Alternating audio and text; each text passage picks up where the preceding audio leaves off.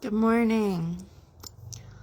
So I'm just stepping out of my first session of the day, and while these notes are fresh in my mind, I wanted to make a video about it, about how we unravel self-loathing. So this morning, a longtime client says to me within the first few seconds of her session that she's having a lot of self-loathing coming up. And I asked the question that I do, well, what does that feel like? And she very astutely said that it felt like an autoimmune disease. She's had an autoimmune disease, so she would know. What is an autoimmune disease? It is where we have internalized such deep confusion at a psychoneuroimmunological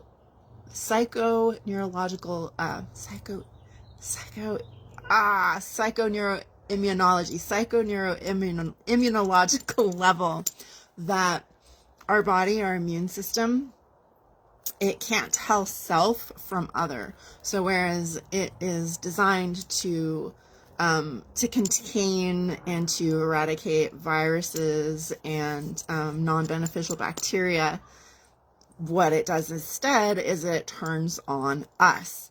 So such a beautiful articulation of what self-loathing is. Self-loathing is, we don't hate ourselves innately, not as children, as children of God force. We're not born with the concept of what self-hate is. That is something that we internalize from our external environment. We take in the behavior that we either observe or that is an influence upon us, or even what we directly hear in some cases, usually from parents or caregivers, sometimes from siblings, sometimes from neighbors or other relatives.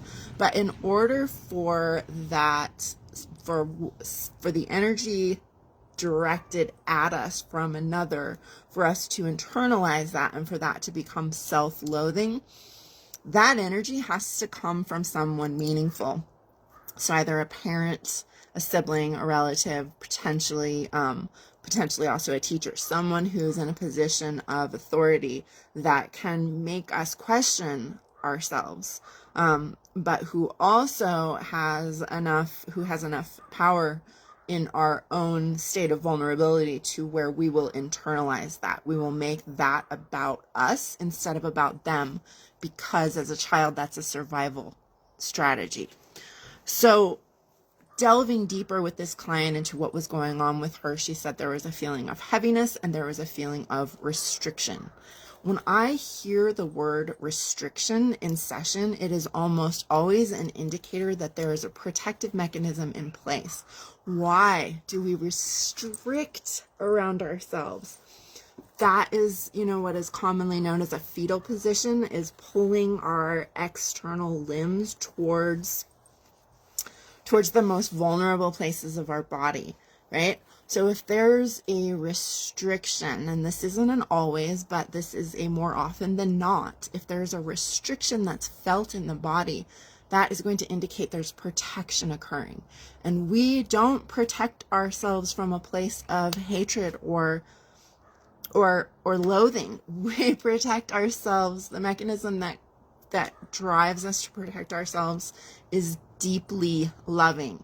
It can be confused, it can be misconstrued, it can get twisted and distorted over time, but the impulse to protect ourselves comes from something within us that wants to live, that loves and honors and respects life.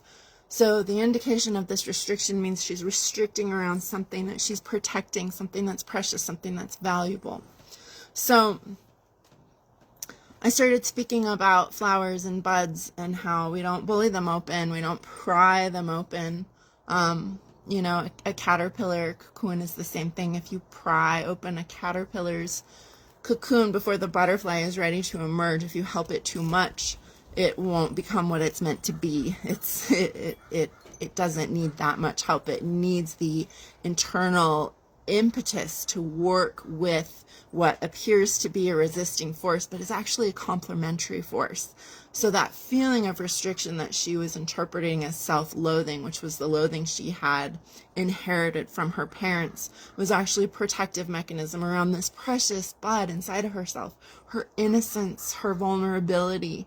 And what slowly emerged through our session was that, how did she really feel when she was a child? How did she feel moving from one side of the coast to the other, to where she lost all of her family support and came into this very gaslighty environment known as Los Angeles?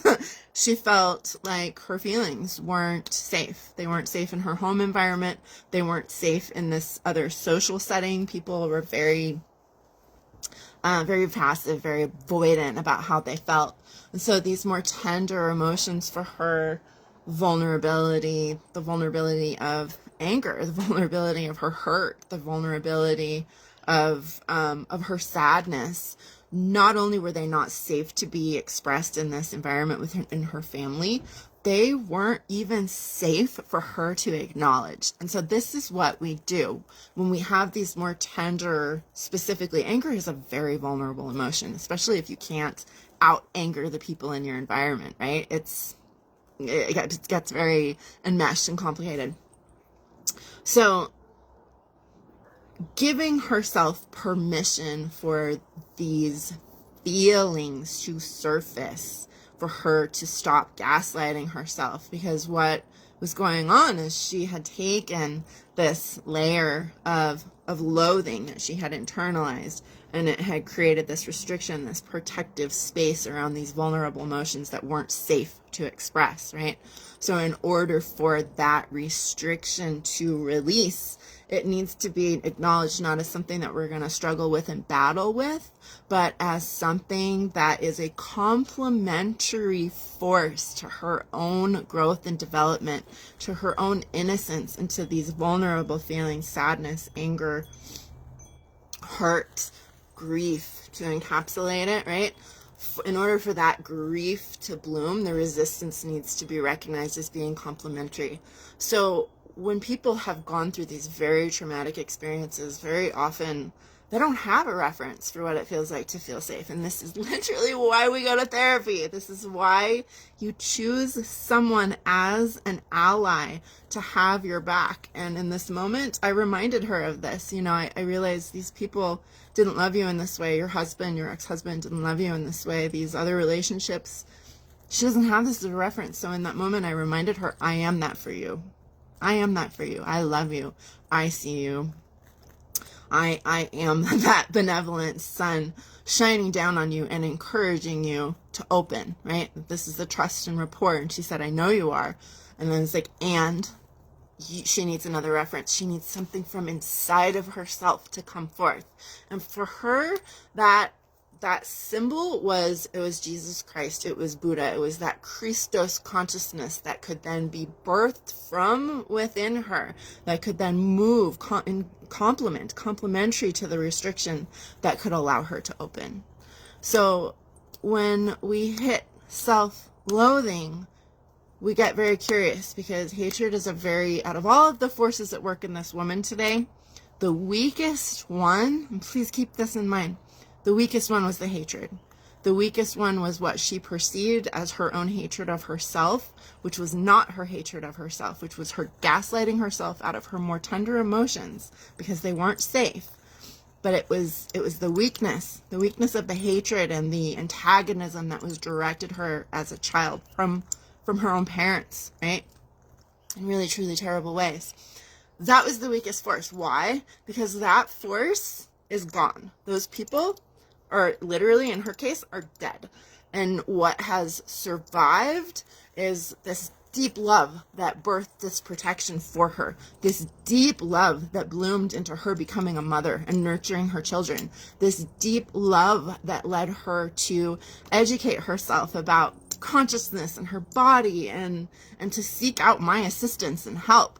This deep love is the strongest force, and it was expressing itself as this resistance, which is complementary and absolutely vital and necessary to protecting those more vulnerable places within. So in the presence of what we perceive as self-loathing and criticism, we want to get quiet. We want to get curious. We want to ask ourselves, or we want to ask our clients if we're working in a therapeutic, in a conscientious container, what is this trying to protect? How is this serving me? And that's where we begin. From there, everything begins to open up. So thank you for your presence and attention. I hope there's something here for you. You can find me at sensesandsymbols.com if you're curious about the work that I do. As I stated in the beginning of this video, this is just a quick synopsis of literally a 30-minute session that I did with a longtime client this morning. Some of these processes need to be slowed way, way down, especially as we're getting to know each other.